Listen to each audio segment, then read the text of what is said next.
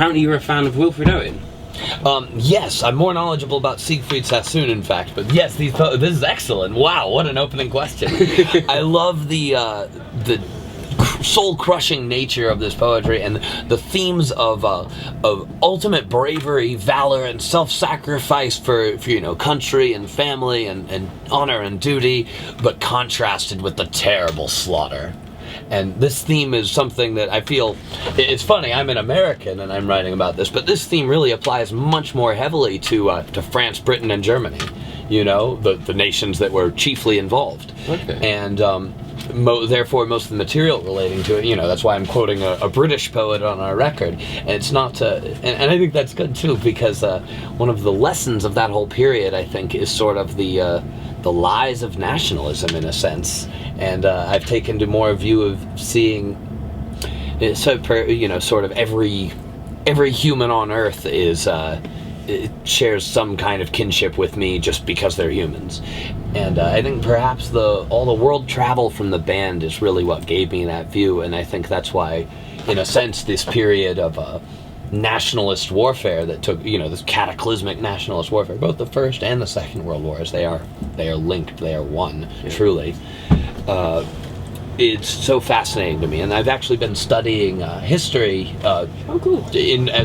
trying to make it a profession, which I hope to do in a few more years. I still have a ways on my studies, but I'm on my way, and I'm putting this stuff in my music because I think if heavy metal is going to be angry about something, it may as well be something real.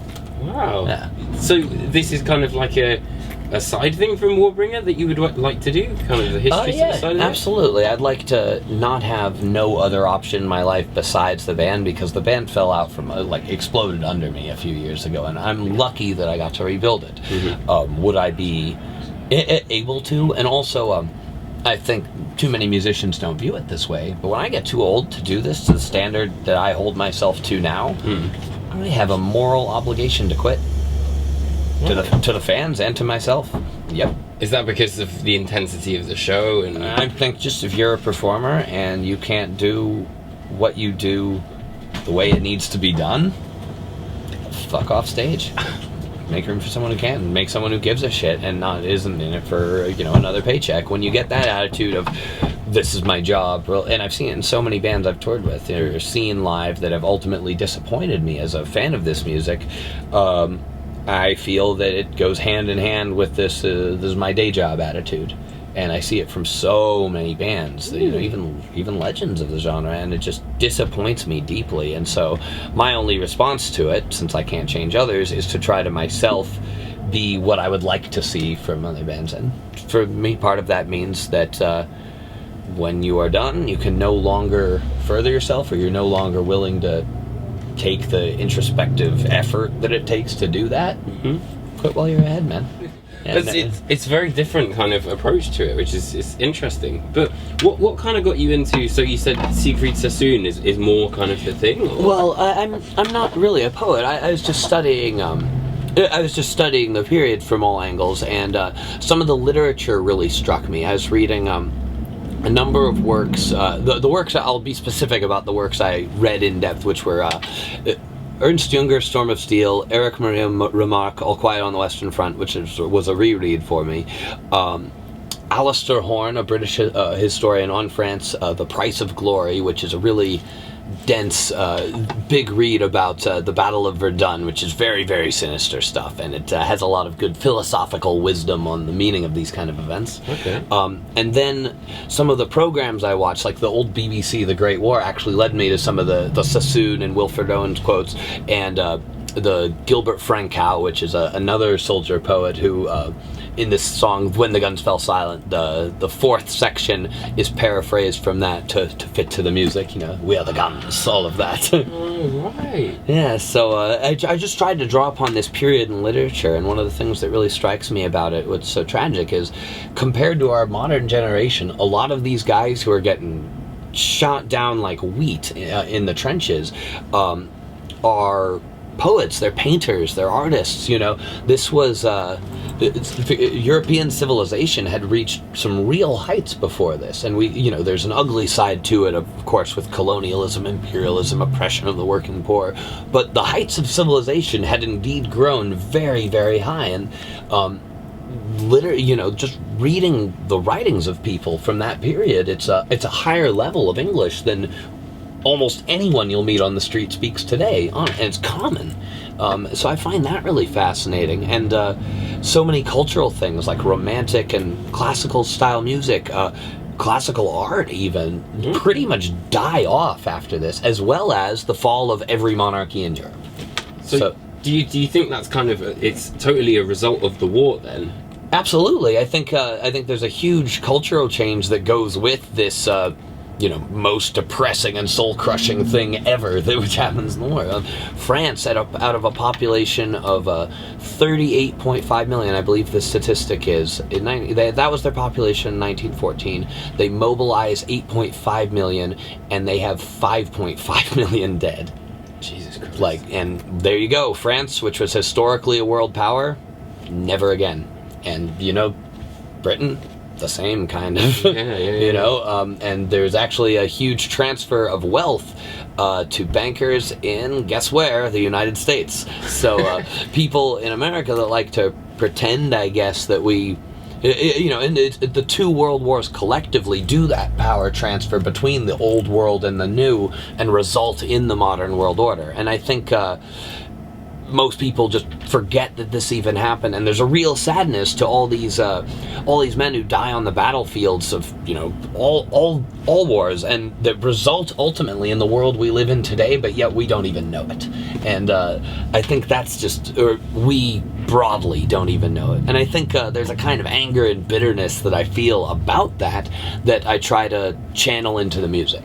Okay. So do you kind of, because especially, Woe to the Vanquished, you said When the Guns Fell Silent, that kind of feels like more of a classic kind of war sort of theme. Whereas, for example, Silhouettes seems a bit more modern. Yes. Sort of thing. Yes. And I'm not trying to stick with one time period. The cover art is kind of a mixture of World War I. It's a photograph from the end of First World War, a victory monument of 12,000 German helmets. That's what it is. It's a real thing, and it's in America, actually. That monument was in New York City, and it looks, if you were to try to guess where it came from, though, you might guess that it was 1935 Germany or something. It's pretty grim looking. Yeah. And it looks very fascist, and I find the fact that was in America is kind of it fascinates me in the sense, this kind of nationalistic, us against them, you're literally celebrating the death of other people. That could take place not just in Germany or Italy or Russia. That could take place anywhere where the circumstances that ruin people's lives happen. And it's a scary thought, and it's a scary thing, the direction my country, I feel, is currently taking. It frightens me that we are growing increasingly nationalistic and xenophobic, as if this stuff never happened, as if these lessons weren't there to already be learned. And that's why I feel like writing about it, honestly. Right, okay. So you want to kind of educate people on what has previously happened, sort of thing, or? Well, in the sense of just give people an accurate picture of where we actually stand. Not even for the sake of, let's all remember old events. Let's just understand why we are where we are, at the very least, And I feel, you mentioned Silhouettes. There's a thing in the Great War where when the first month, August 1914, was spectacularly bloody because there was a disconnect between military strategy and the firepower of the time. So you have the first, people don't even know this, the first day the French army fights, 27,000 killed the first day. No idea how many wounded because their medical facilities broke down under the stream of bodies. Real life. So, you want to talk, many metal bands want to talk about the devil or a serial murderer. And you think about this. You're thinking small. This stuff is real and it can happen again. And furthermore, if that's what firepower did in 1914, well, they didn't even necessarily, I think the typewriter was a fairly new invention at that time. Look, imagine what it would be today. That's what Silhouettes is about. If we can't allow our governments and our leaders to make these mistakes again, or everything everyone's ever done won't matter. Jeez. It won't be, that's not fiction. That is not fiction. That's the scariest thing about it. Oh, yeah. Check this out. So if Hiroshima was this big, pretend, which, Hiroshima's pretty, it's an atomic bomb. About 80,000 people in, a matter of seconds, minutes. There was something the Russians set off called Tsar Bomba that would have, by comparison, be about that big. And it sent the blast wave from it went around the Earth 3 times and was still measurable on the seismic Richter scale. This version they actually tested was half the theorized size of the 100 megaton full load, and that was in 1966. So if they even had a computer to design it on, it would be the size of this bus. Now, this is more powerful than the computer or mechanical computer that they would have used to design that. Technology is exponentiating. When people talk about places like Area 51 and they speculate, they must be researching aliens. Bullshit! It's advanced weaponry of a kind so terrifying that no one wants you to know it exists. That's Occam's razor tells me that is the most likely event. Jesus. When we're talking about increasing hostilities with other countries, with other cultures, this is a fatal move for civilization to take. And this is why our record is so goddamn furiously angry. Right. Cool. Another thing I was going to say, I mean, that's an incredibly interesting take on it. And I've noticed kind of, like, in a lot of Warbringer's, lyrical sort of themes, especially is it Descending Blade? Yes. Yeah. Well, that's one of the more fictional type ones. But, yes. But there's always a sort of a sense of narrative in the story, and then it's usually sort of like in the last sort of lines where you completely flip it round on its head. Like, when the guy dies, basically. Yeah, or Silhouette, same kind of thing. Like, now in the present, this is real, watch out, Same thing, Descending Blade is literally just supposed to be a story about a modern assassin, and he talks kind of with bravado, a little bit of that badass old heavy metal vibe, where he's gonna basically hunt down and kill you, the listener, and there's nothing you can do about it. And it describes all the technology and stuff on his side, and the precision with which he will strike. But then at the end, he realized he's been sighted by another sniper, and it goes through the last seconds in his mind before the bullet hits him, and that kind of thing. It's good, and it also is, though we are a band about warfare, we do not seek to glorify it, because ultimately, in a strange way, we have the hippie message, but done in reverse. Rather than how great and wonderful would it be if we had peace and love, it's more like how horrible is it that we do not, and for no good reason either. Yeah. So I think that's fundamentally what I get out of aggressive heavy metal, that I think it can do, that I think that kind of music can express as a genre that others cannot. And I think it's a very legitimate feeling that humans today should feel. We should be frustrated and horrified with our leadership, which continues to sow conflict between us, which, remember, zoom out and look at the Earth from space.